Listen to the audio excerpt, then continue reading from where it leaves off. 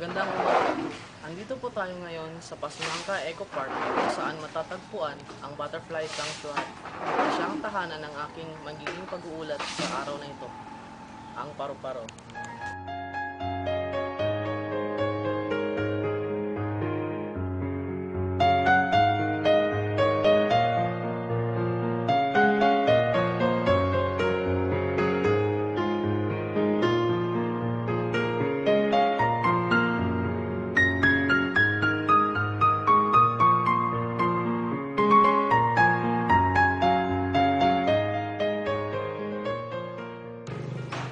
Sa egg stage, karaniwang natatagpuan ang itlog ng paru-paro na nakakapit sa mga dahon ng halaman. Ito ay binabalot ng makapal na lalagyan na tinatawag na chorion na nagsisilbing proteksyon nito. Makaraan ang ilang buwan, mapipisa ang mga itlog at magiging caterpillar. Ito ang caterpillar. Ang pagiging caterpillar ay ang ikalawang bahagi sa buhay ng isang paru-paro. Sa buong buhay nito bilang caterpillar, wala itong ginagawa kundi kumain ng dahon. Ang caterpillar ay tinatawag na herbivore dahil sa ito ay kumakain lamang ng dahon ng iba't ibang uri ng halaman hanggang sa ito ay tuluyang maging pupa. Ang pupa, ito ang ikatlong bahagi ng buhay ng paru-paro. Sa bahaging ito, ang caterpillar ay nababalot ng makapal na bagay. Sa loob ng chrysalis nagaganap ang pinakabukod tanging pangyayari sa buong buhay ng paru-paro. Ito ay ang metamorphosis o pagpapalit anyo.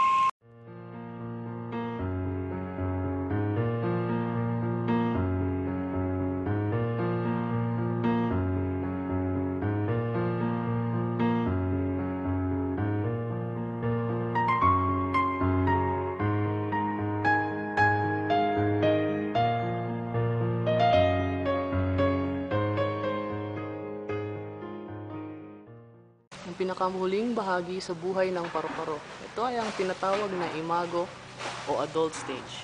Dito ay ganap na paru-paro na ang dating caterpillar. Ang paru-paro ay may kakayahang sumipsip ng nectar mula sa mga bulaklak gamit ang proboscis na nagsisilbing nitong bibig. Bagamat ang buhay ng paru-paro ay maiksi lamang, naging makabuluhan naman ang paglalakbay nito tungo sa kahuli-hulihang yugto ng kanyang buhay. Maraming salamat sa panonood. Ako po si Michael Mariano, nag-uulat mula sa Butterfly Sanctuary, Pasunangka. Magbabalik po kami pagkatapos ang ilang patalastas. Ako si Ramon Bautista, mukha kong artista. Nandito para hamunin ang King of Rap sa isang palistuhan. Yo! Pag bumuka ang aking bibig, hindi ako padadae. Estilo mo'y nabisto, di ka kasi listo, ha? Roses are red, violets are blue. All my love, I give to you. Habagat! Pagdating sa bilis nagliliyam, mabigat. Nagkakandara pa ang iba'y bumabagsak. Isa, dalawa, tatlo, kahit sino. Nagkakadabo ng mga tuhod kapag ako'y napapanood, tol. Ang cute ko, ang cute ng lolo ko, ang cute ng aso ko, ang cute ng tropa ko. Ilalampaso sa sahig ang mga nagpapanggap. Simple lang tumula pag tumalak ang alamat. Alam mo ha, wala akong masasabi. Yeah.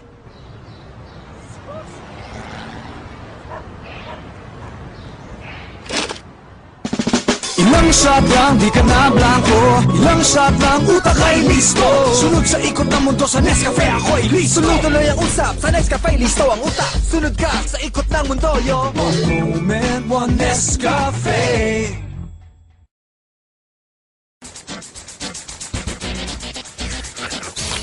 What is the height of the tree? Santos.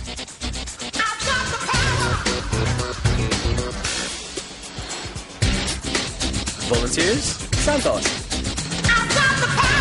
Go lang ng go! Lucky Me Supreme na! Busog ka sa sarap! Kaya game ka lagi! Lucky Me Supreme! Maligayang pagbabalik.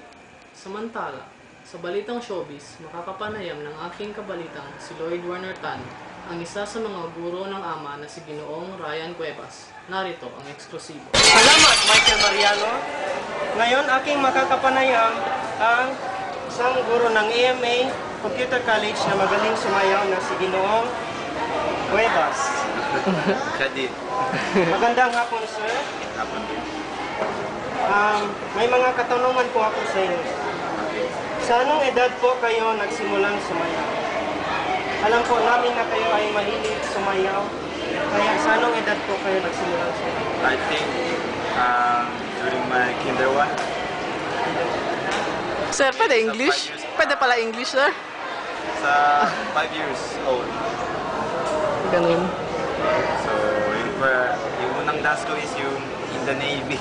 So, pang bata. So, line dance. So, in the Navy. Yun ang first dance ko. And yung Ice Ice Baby ba? So, yun ang naalala ko dati. So, yun. Kinder one. Okay, sir. Pagsasayaw na ba talaga ang inyong hilig, sir, sa simula po? Well, pagdating ko sa grade 4, parang yung dance, parang second na siya. So, focus ako sa soccer. So, yung dance, parang wala lang. So, it's just my hobby. Parang kung walang magawa, I will just join the group to dance. Pero when I reach college, doon bumalik yung love ko sa dancing. Yun. Then, hanggang ngayon.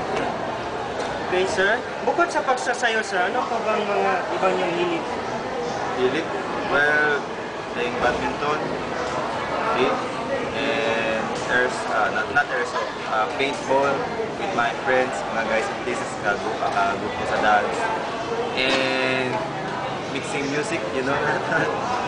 Yun, mahilig. And syempre naman, definitely, hilig natin yung girls, di ba? Pasaway sa susunod. Okay.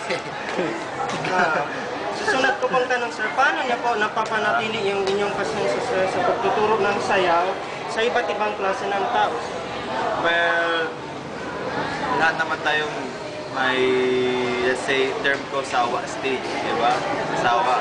But, yun na nga, yung mga dancer na tinuturuan ko or kasama ko, ang advice ko sa kanila, every time na bago gumising siya sa umaga, kahit ilang counts lang, look at the mirror, sayaw, para hindi mawala yung urge sa dance. So yun lang. Then, huwag ka mag-stay sa isang style. Every time may bago-bago para hindi ka magsawa sa dancing. Yun lang. Okay, sir. Ang susunod na tanong, ano po ba ang mabuting na idudulot ng pagsasayaw sa aming mga kabataan? Well, siguro yung social relation sa ibang tao, namimingle ka sa ibang lahi, let's say Muslim, Christian, Protestant, so you understand each other, ganun ba? Then it also help to fit your to maintain your body or physically fit. Kasi pag masayaw din, syempre pumapawis yung tao, so it also burn fats, ganun. Salamat, sir. Yung mga, ano-ano po yung tipo ng sayaw na madalas mo sayaw? Well, dati yung street style hip-hop, pero nung mature na, parang gusto ko na yung group, isolation, tapos may konting rap, pero isolation talaga. Ano yung paborito ni Don, sir, sa mga sayaw? Group dance. Group, tapos strat, gano'n. Yun talaga yung gusto ko, pero I can dance naman, I can mix yung ibang klase ng dance. But except break dance, medyo mahina ako doon. Ouch! Mahirap po yun. Okay na. Okay. Sa mga katulad kong mahilig sumayaw, sir, ano po bang maipapayo? Well, diet. Kaya maintain yung chan mo. Dapat. Naman po siyempre diet. Kasi pag malaki yung chan, siyempre mabigat. Then, ang advice ko sa'yo, yun na nga. Every time you wake up early morning, like 16 counts lang facing sa mirror. Ganun lang. Then, also, share your knowledge sa iba. Do not be parang selfish. Share your knowledge sa iba. Okay, sir, Pero just limitado din kasi siyempre, lahat naman tayo may interest. So, ibigay mo yung dapat, yung para sa'yo, limitado lang. Kasi lahat naman may interest sa dance. Ganun. Okay, sir, bilang pagtatapos, pakita niyo po kami ng isang sayaw.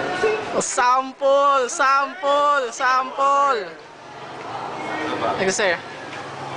Ulo na lang? Yes, sir. Oh, yun po si Sir, si Ginoong Cuevas. Balik sa'yo, Michael Mariano. Post.